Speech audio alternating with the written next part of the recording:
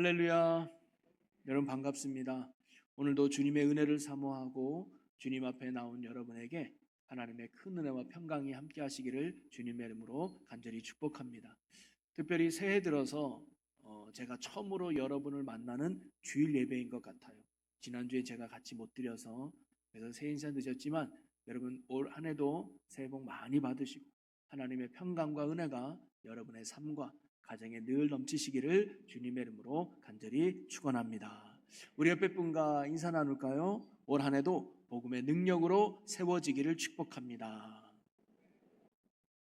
감사해요. 축복은 많이 할수록 여러분에게 복이 될 줄로 믿습니다. 여러분, 제가 몇 번 여러분 얘기했지만 하나님이 아브라함을 부르시고 아브라함에게 이런 약속을 하셨어요. 창세기 12장 3절에 보면 너를 축복하는 자에게는 내가 복을 내리고 너를 저주하는 자에게 내가 저주하리니 땅의 모든 족속이 너로 말미암아 복을 얻을 것이라 하신지라.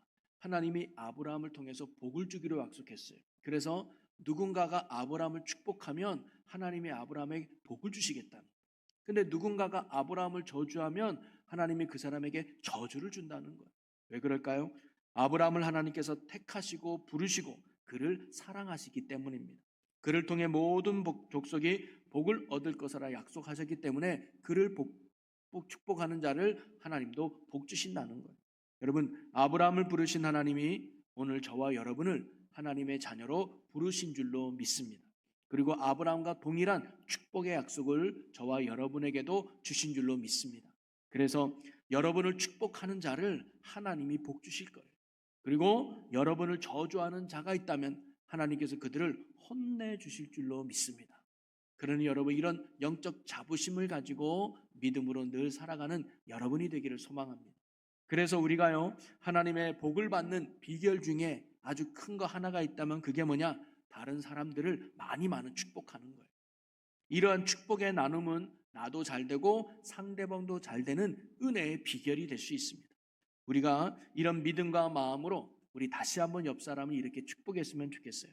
올 한 해도 당신의 삶을 축복합니다. 이렇게 인사 나누면 되겠어요. 올해도 당신의 삶을 축복합니다. 하나 더 나누기를 올 한 해 주님 주시는 복으로 가득한 한 해 되세요. 다시 한번 인사 나누세요. 올 한 해 주님 주시는 복으로 가득한 한 해 되세요. 역시 복 받으라 하니까 좋아하시네요. 여러분 하나님의 복을 많이 받아서 올 한 해도 여러분 복된 삶, 하나님의 은혜가 늘 넘치는 축복의 인생이 될 수 있기를 주님의 이름으로 간절히 축원합니다.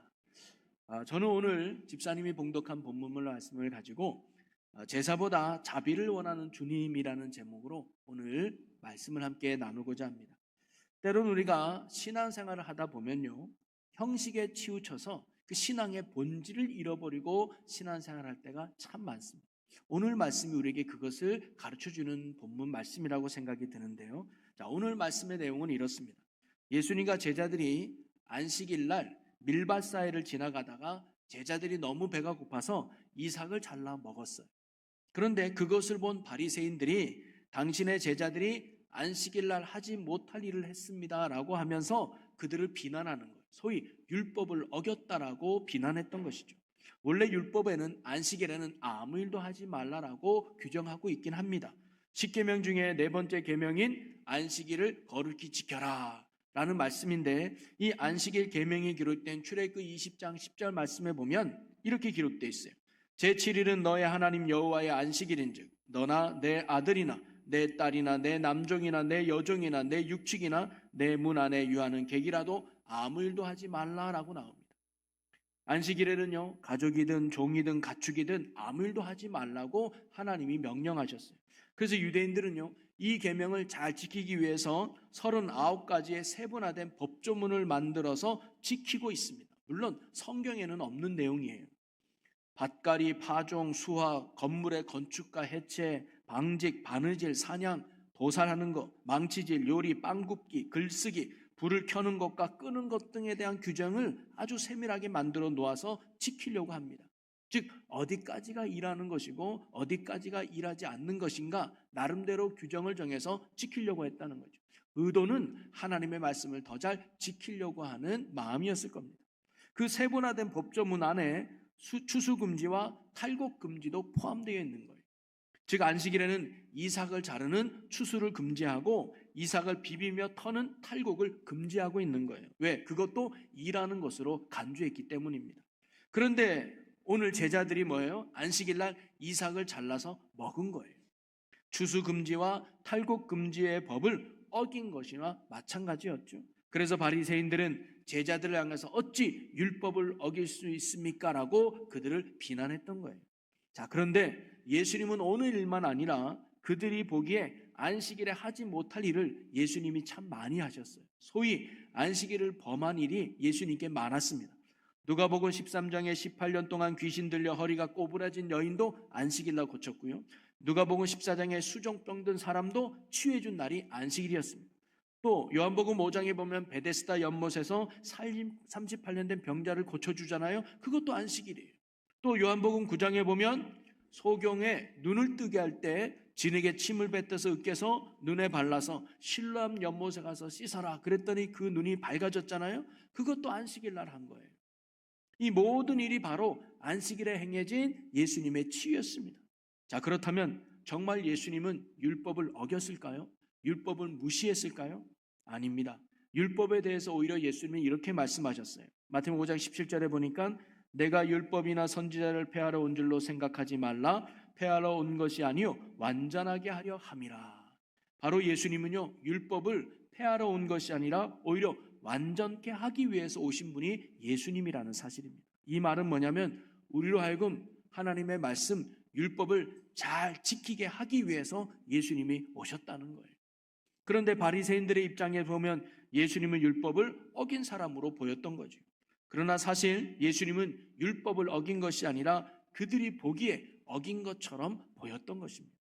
그러면서 예수님은 자신을 비난하는 바리새인들을 향해서 신앙의 본질이 무엇인지, 어떤 신앙을 하나님께서 진정 원하고 계시는지를 오늘 말씀에서 예수님이 가르쳐 주고 계시는 거예요. 신앙생활에서 진짜 중요한 것이 무엇인지를 예수님이 오늘 우리에게 가르쳐 주신 것이죠. 여러분, 하나님이 진정 우리에게 원하는 신앙생활은 무엇일까요? 저는 오늘 본문에서 두 가지를 찾아서 우리의 신앙생활을 한번 되짚어 보고자 합니다. 첫째는 뭐냐면 하나님은요 율법을 아는 것보다 하나님의 마음을 아는 것을 중요하게 여기신다는 거예요. 여러분 누가복음 15장에 보면 집 나갔다가 돌아온 둘째 아들의 이야기 아시죠? 소위 탕자 이야기. 자, 그런데 그 아들이 집에 돌아왔을 때 맏아들이 있잖아요. 맏아들이 밭에 나가서 일을 했다가 저녁에 집에 돌아오는데 집 근처에서 풍악과 춤추는 소리가 들리는 거예요. 아, 이건 무슨 소리인지 하면서 하인에게 물어봅니다. 야, 이게 무슨 소리냐? 그랬더니 하인이 말하기를 어머 당신의 동생이 집 나갔다가 돌아와서 아버지가 너무 기뻐서 지금 살찐 송아지를 잡아서 잔치를 벌이며 노는 중입니다 라고 이야기하는 거예요.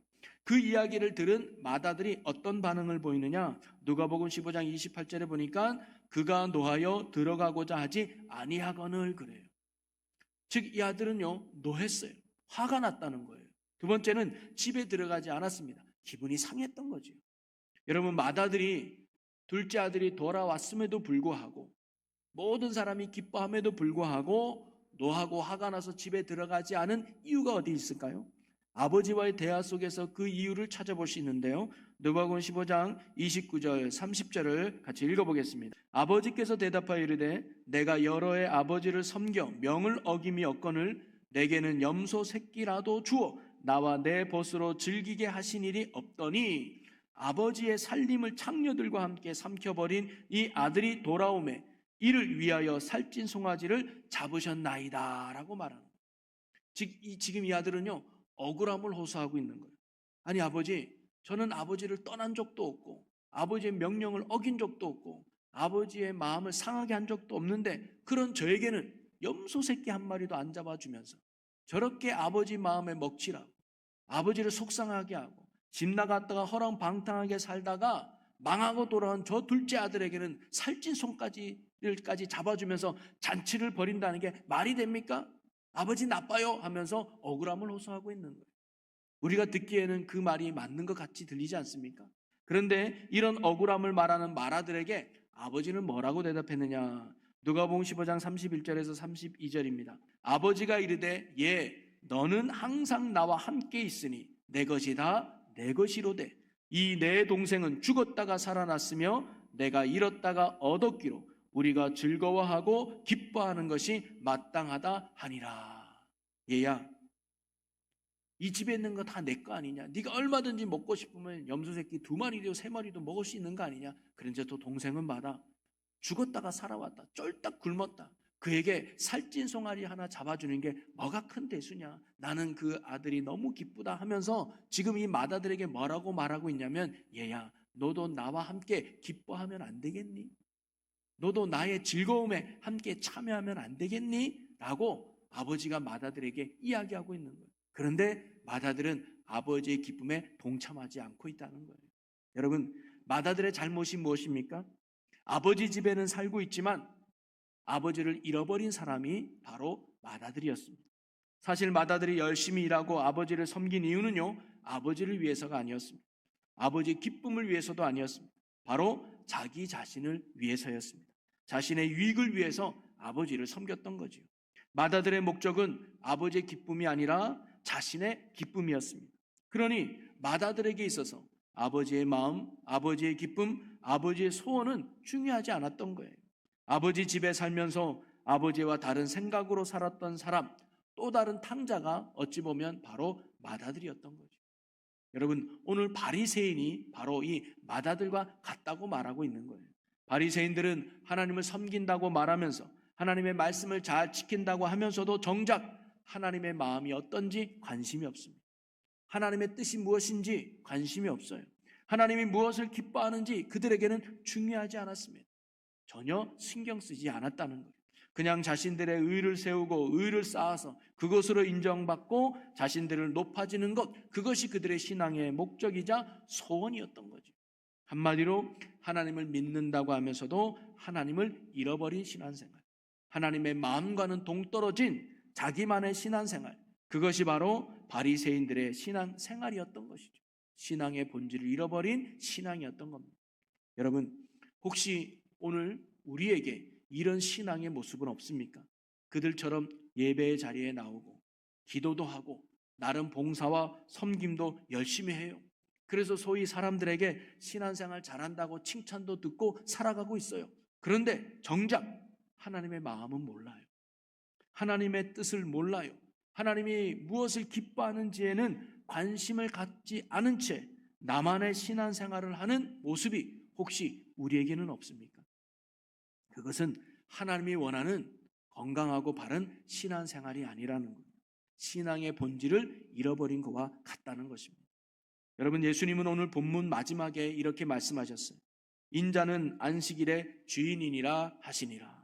여러분, 예수님이 안식일의 주인이라고 말씀하신 이유는 뭐냐면 예수님이 우리의 신앙생활의 주인이라는 말씀이에요. 안식일을 지키는 것보다 안식일을 지키라고 명령하신 주님이 우리에게는 더 중요하다는 사실입니다. 여러분, 신앙의 본질은 하나님과의 관계에 있다는 거예요.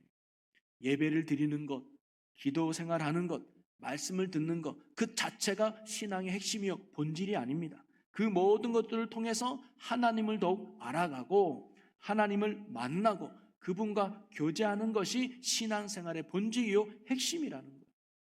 그러니 여러분, 우리가 껍데기만 화려한 그런 신앙생활이 아니라 언제나 우리의 중심에 주님을 모시고 주님의 마음을 알고 그리고 주님의 뜻을 알고 주님 중심의 신앙생활을 할 수 있는 저와 여러분의 복된 삶이 되기를 주님의 이름으로 간절히 축원합니다. 두 번째로 오늘 말씀에서 예수님이 신앙생활에서 정말 중요한 게 뭐냐? 그것은요, 제사를 드리는 것보다 자비를 베푸는 것을 주님이 더 원하신다는 거예요. 오늘 7절에 보면 이렇게 기록되어 있습니다. 나는 자비를 원하고 제사를 원하지 아니하노라 하신 뜻을 너희가 알았더라면 무죄한 자를 정죄하지 아니하였으리라. 이 말씀은 예수님이 호세아 6장 6절의 말씀을 인용하여 하신 말씀입니다. 호세아 6장 6절에 보면 나는 인애를 원하고 제사를 원하지 아니하며 번제보다 하나님을 아는 것을 원하노라. 제사보다 하나님을 알고 인애하는 것을 더 원하신다는 거예요. 여러분, 사실 제사는요, 이스라엘 백성들에게 있어서 정말로 중요한 신앙의 요소였습니다. 과거 모세가 이스라엘 백성을 출애굽시키기 위해서 바로왕을 찾아가요. 그러면서 바로왕에게 이스라엘 백성을 보내주십시오라고 할 때 그 명분, 이유가 뭐냐면 우리는 하나님께 제사하러 가야 되겠습니다라는 말씀이었어요. 출애굽기 5장 3절에 보면 그들이 이르되 히브리인의 하나님이 우리에게 나타나셨은즉 우리가 광야로 사흘 길쯤 가서 우리 하나님 여호와께 제사를 드리려 하오니 가도록 허락하소서. 여호와께서 전염병이나 칼로 우리를 치실까 두려워하나이다. 즉 이스라엘 백성이요 애굽 땅을 나와야 하는 이유가 뭐냐? 하나님께 제사 드리기 위한 거예요. 그러기에 이스라엘 백성에 있어서 그 어떤 것보다 가장 귀한 게 뭐냐? 하나님을 제사 드리는 거예요. 그게 신앙의 핵심이었습니다. 그런데 오늘 예수님은 뭐냐면 그 제사보다 자비를 베푸는 걸 더 원한다는 거예요. 여러분 이 말은요 제사가 필요 없다는 말이 아닙니다. 제사 이전에 자비를 베푸는 삶을 먼저 사는 것, 그게 중요한 게 예수님의 가르침이에요. 여러분 성경에서 제사라는 말이 처음 등장하는 것이 창세기 4장입니다. 바로 가인과 아벨의 제사죠. 그런데 우리가 잘 알다시피 아벨의 제사는 하나님이 받고 가인의 제사는 안 받아요. 이 가인이 자기의 제사를 안 받자 안색이 변했다거나 뭐예요? 기분이 나빴고 화가 났다는 거예요. 그걸 알았던 하나님이 가인에게 이렇게 말씀합니다. 창세기 4장 6절 7절을 같이 보겠습니다. 여호와께서 가인에게 이르시되 내가 분하여 함은 어찌 됨이며 안색이 변함이 어찌 됨이냐? 내가 선을 행하면 어찌 낯을 들지 못하겠느냐? 선을 행하지 아니하면 죄가 문에 엎드려 있느니라. 죄가 너를 원하나 너는 죄를 다스릴지니라. 아멘. 무슨 말이냐면 내가 선을 행하면 어찌 낯을 들지 못하겠느냐? 이 말은 뭐냐면 가인아, 너의 삶이 선하지 않은데, 너의 삶이 정직하지 않은데, 너의 삶이 내가 보기에 바르지 않는데 제사만 드린다고 내가 그 제사 받겠느냐? 이 말이에요. 즉 제사보다 자비를 원하는 하나님의 말씀인 거죠. 또 아모스 선지자를 보면 하나님께서 그에게 이런 말씀을 해요. 아모스 5장 21절에서 23절을 저와 여러분이 한 절씩 교독해 보겠습니다. 내가 너희 절기들을 미워하여 멸시하며 너희 성회들을 기뻐하지 아니하리니 너희가 내게 번제나 소제를 드릴지라도 내가 받지 아니할 것이요 너희의 살찐 희생의 화목제도 내가 돌아보지 아니하리라. 함께 있습니다. 내 노랫소리를 내 앞에서 그칠지어다. 내 비파 소리로 내가 듣지 아니하리라. 아멘. 하나님이요 그들의 제사를 안 받겠다는 거예요. 아무리 살찐 소로 아무리 제사를 화려하게 드려도 하나님이며 너희들 제사 안 받겠다는 거예요. 아무리 아름다운 목소리로 아무리 좋은 악기로 찬양을 부른다 할지라도 하나님이 뭐냐면 귀를 막고 안 듣겠다는 거예요. 너무 무서운 이야기 아닙니까? 그런데 하나님이 왜 이런 말씀을 하시느냐? 그 이유가 그 다음 절 24절에 나와요. 우리 24절을 같이 읽어보겠습니다. 오직 정의를 물같이 공의를 마르지 않는 강같이 흐르게 할지어다.